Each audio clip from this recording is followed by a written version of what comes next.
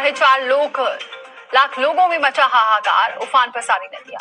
पर हम चर्चा करते हैं और हमारे साथ मेहमान जुड़ चुके हैं। राजीव मिश्रा जी जुड़ चुके हैं, प्रवक्ता बीजेपी के हैं। बहुत स्वागत है राजीव जी जुड़ने के लिए। कपिल श्रीवास्तव जुड़ चुके हैं, प्रवक्ता सपा के हैं। बहुत स्वागत है कपिल श्रीवास्तव जी आपका भी जुड़ने के लिए। जितेंद्र आनंद जी महाराज जी हमारे साथ जुड़ चुके हैं, राष्ट्रीय सचिव हैं अखिल भारतीय संत समिति से। बहुत स्वागत है जितेंद्र जी आपका भी हमारे साथ जुड़ने के लिए। सुशांत मिश्रा भी हमारे साथ जुड़ेंगे, गंगा सेवा निधि से हैं ये अध्यक्ष। लेकिन फिलहाल अभी रुक करती हूँ मैं जितेंद्र जी का सबसे। लेकिन ये फैसला ऐसे कैसे सर्कुलर जारी कर दिया जाता है, ये बड़ा सवाल है कपिल जी। यहाँ पर सर्कुलर जारी कर दिया जाता है, विरोध होता है, मीडिया में ये खबर सामने जब आती है तब जाकर शाम तक अब ये बात हो रही है कि इसको वापस लिया जाएगा। लेकिन इतनी बड़ी बात सामने आ जाती है, पंडों के लिए यहाँ पर अब नहीं सोच रहे हैं, घाटों के लिए जिस घाट को क्योटो बनाने की बात की जा रही थी वहां से टैक्स वसूलने का सोच भी कैसे सकते हैं ये लोग? देखिए, सबसे पहली चीज तो ये है कि ये टैक्स जैसा कि ये बता रहे हैं कि वापस ले लिया गया है या ले लिया जाएगा, जो कुछ भी हो अभी तो ये आखिरी नहीं कहा जा सकता कि वापस हो गया। एक बात हम जरूर कहेंगे कि देखिए, जो उत्तर प्रदेश के अंदर नगर नियम अधिनियम जो है 1959 के अंदर पारित हुआ था और लागू है, जिसमें तमाम संशोधन भी हुए हैं, उसमें धारा 540 के अंतर्गत विधि बनाने की क्षमता है वो लोकल उसको भी दी गई है और सरकार को।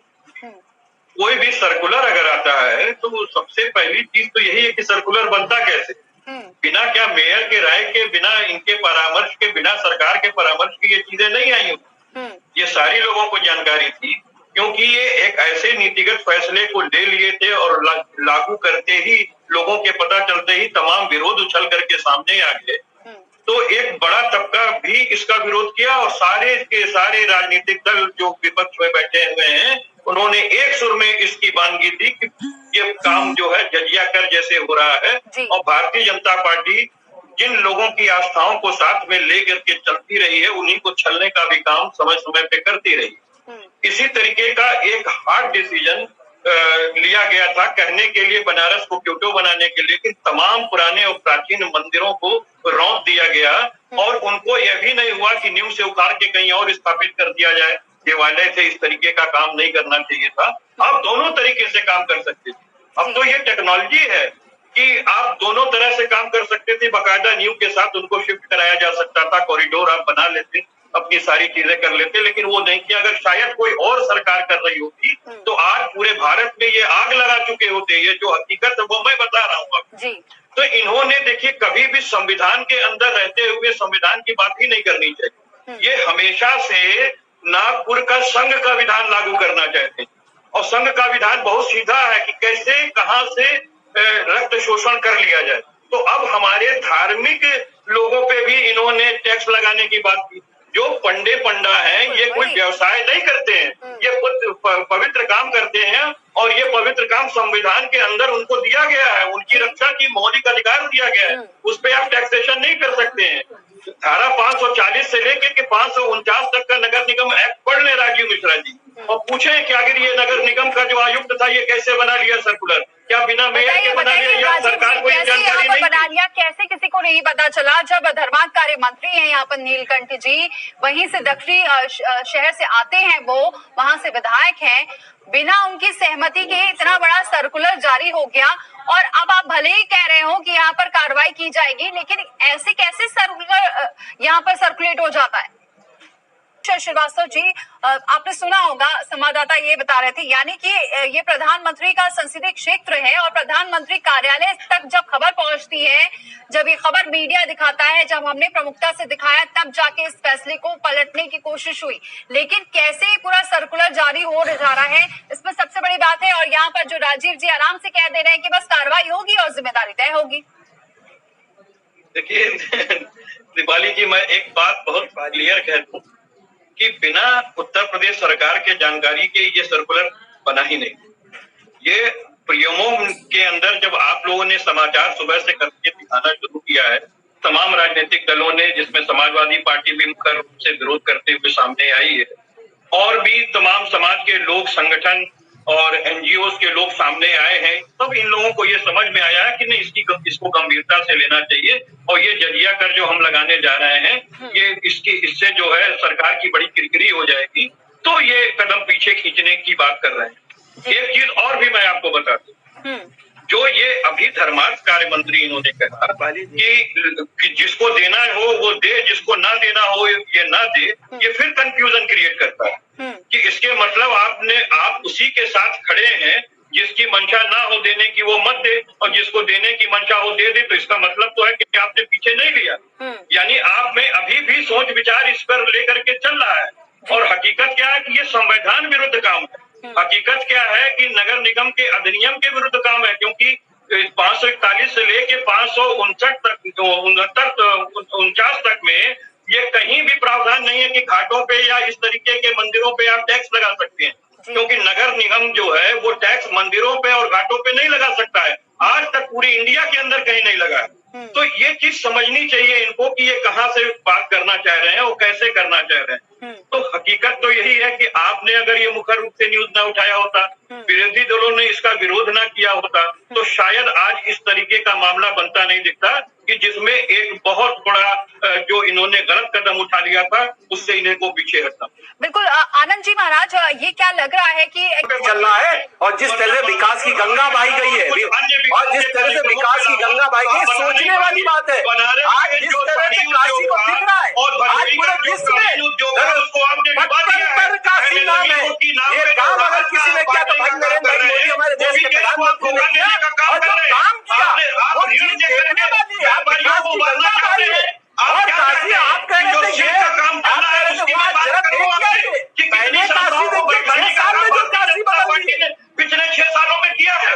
तो राजीव मिश्रा जी उधर आप मत जाए, आज जिस पर डिबेट है उस टॉपिक को वहाँ केंद्रित करें। आपने काशी घाटों का सुंदरीकरण हुआ, नदियों का सुंदरीकरण, गंगा को साफ करने का काम किया, पूरा जान बिछा दिया विकास का। अगर किसी ने बिछाया तो सच में नरेंद्र मोदी जी ने बिछाया।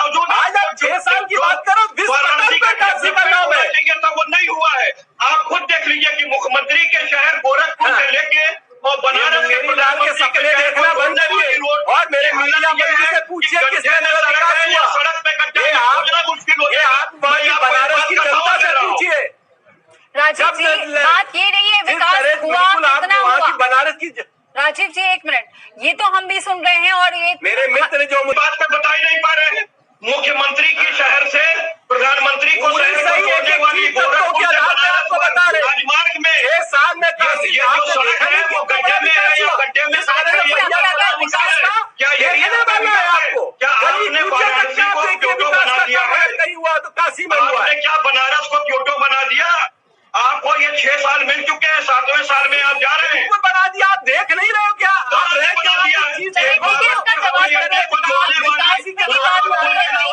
बनारस को फोन करके गड्ढा बना दिया। हमारे साथ सुशांत भी जुड़े हुए हैं। बनारस का कोई विकास नहीं किया है, कोई बेरोजगारी खुद बनारस से हैं, क्योंकि आप तो अभी हैं नहीं वहाँ पर। ठीक है राजीव जी एक सेकंड, क्योंकि आप तो आपकी सरकार है तो आप तारीफ करेंगे। मुझे बातें कहने कपिल जी बोलिए कपिल। अब राजीव मिश्रा जी हमारे मित्र हैं, और मैं समझता हूँ कि वो अब हमें भी शांति से सुने।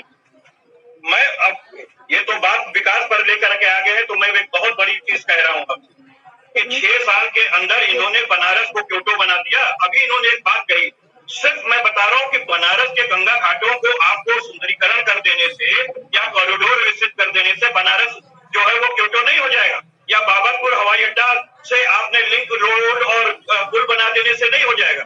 मैं तो सबसे बड़ी बात ये पूछ रहा हूँ कि मुख्यमंत्री के शहर गोरखपुर से मैं आता हूँ, गोरखपुर से जो बनारस का राजमार्ग है, नेशनल हाईवे की मैं बात कर रहा हूँ मिश्रा जी, ये प्रधानमंत्री के कंस्टिट्यूएंसी को जोड़ती है। ये गड्ढे में है, रोड गड्ढे में है, खोजना पड़ेगा कि कहाँ गड्ढा है। अगर मैं गलत कर रहा हूँ तो आप जो कहिएगा मैं हारने के लिए तैयार हूँ। दूसरी बात आपको गोरखपुर मिश्रा जी पूरी बात सुन ले, पूरी बात सुन ले, विकास की बात कर रहे हैं तो गोरखपुर के पूरी बात सुन लीजिए। बनारस गोरखपुर की नहीं है, मुख्यमंत्री भी आपके हैं। सुन ले पहले पूरी बात आ जाने दें।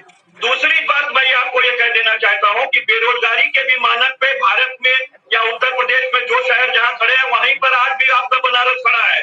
बनारस कोई क्योटो नहीं बना, ये दुनिया जानती है इस बात को। बनारस के जो साड़ी उद्योग था उसको भारी धक्का लगा हुआ है, भारी धक्का लगा हुआ है। वहाँ उद्योग बंद होने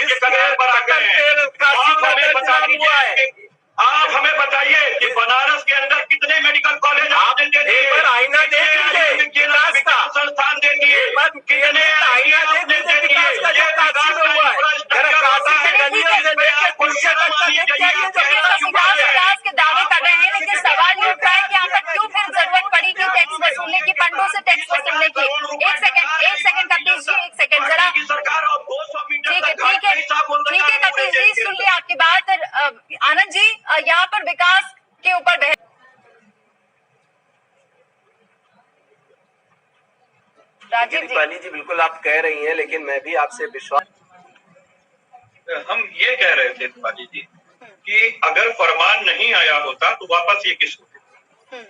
बहुत बड़ी चीज है, जब फरमान आया है तभी ये वापस ले रहे। उसको छुपाने की क्या कोशिश कीजिएगा, बाद में जांच आपका समझ में आ रहा है कि आप क्या जांच कराएंगे और क्या करवाएंगे, ये एक अलग विषय हो गया। लेकिन हकीकत क्या है कि देखिए, हम सेस के रूप में भी टैक्स वसूल करते हैं, चाहे वो पर्यावरण को साफ सुथरा रखने के लिए और साफ सफाई के लिए अलग से। नगर निगम का टैक्स भी साफ सफाई और नाली सफाई, ये सब के साथ रोड का विकास, पथ प्रकाश का विकास, इसके लिए तो आप मकानों पे टैक्स लगाते हैं और क्या बोलते हैं मैरिज हाउसेस पे लगाते हैं, अस्पतालों पे लगाते हैं, नर्सिंग होमों पे लगाते हैं, दुकानों पे लगाते हैं, किसी चीज के लिए लगाते हैं ना। तो जो चीजें धर्म से जुड़ रही हैं वहां पे तो आपको विचार भी नहीं करना चाहिए। नमामि गंगे का प्रोजेक्ट जो था उसमें 20,000 करोड़ रुपए खर्च हो गया, लेकिन ये बता नहीं पाएंगे कि गंगा का तट कितना साफ हो गया।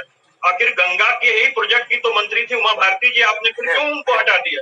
और गंगा पुत्र की हत्या जो उत्तरांचल में की गई, क्या वो अग्रवाल जी की हत्या किसी से छुपी हुई है कि किसकी पुलिस ने उठा करके तरबूज की तरह पटक दिया था उन्हें? तो वो सारी चीजें हैं। देखिए, जनता के आंख में वो भ्रमित मत कीजिए। हम लोग भी जान रहे हैं कि आप लोग, आपको जनता का आईना देख लेना चाहिए, जनता का इनको आईना दिखा छोड़ दीजिए। हमारे ये बेचारे भी आईने से दर्द के पीड़ा में है। जितना टैक्स लगाना चाहिए लगाइए, आप तो लगाते ही रहेंगे। आप उन लोगों को भी छूने का काम कर रहे हैं जिनकी आस्था आज भी आपके साथ बहुत बड़े रूप में जुड़ी हुई है। और हमारे जो स्वामी जी बैठे हुए हैं, इन्होंने बहुत अच्छी बात कही कि ये राजनीतिक विवाद में नहीं पड़ना चाहते। दोनों विचारधारा जो है, दोनों की अलग अलग विचारधारा है और अलग अलग विकास की बात कर रहे हैं, लेकिन उन्होंने कहीं ना कहीं से उन बातों की पुष्टि की है कि क्या है और क्या नहीं है। तो मैं सिर्फ एक बात ये पूछना चाहता हूँ स्वामी जी से कि क्या इंफ्रास्ट्रक्चर के अंदर हमारे इंस्टीट्यूशंस नहीं आते हैं? क्या हमारे उसके अंदर IITs नहीं आते हैं, मेडिकल कॉलेज और एम्स नहीं आते हैं? क्या बेरोजगारी के लिए रोजगार नहीं आता है? क्या MSMEs के जो हमारे उद्योग हैं वो नहीं आते हैं? अगर इन पर आप बताइए ना कि कितने उद्योग लगवा दिए गए, कितने एम्स बनवा दिए गए, कितने मेडिकल कॉलेज बनवा दिए गए, कितना क्या बनवा दिए गए। केवल एक नदी का 200 मीटर का पाट साफ करा के घाट साफ करा देना ही विकास नहीं होता। ठीक है कपिल जी, आपने बात कही है कि मेरे पास समय नहीं है, इतना इसलिए मैं माफी मांगूंगी आपसे क्योंकि मैं आपका जवाब नहीं ले पाऊंगी।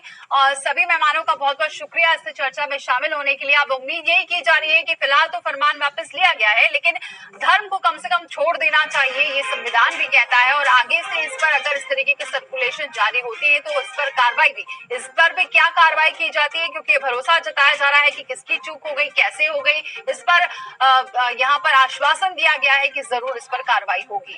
फिलहाल इतना ही, लेकिन खबरों का सिलसिला जारी है।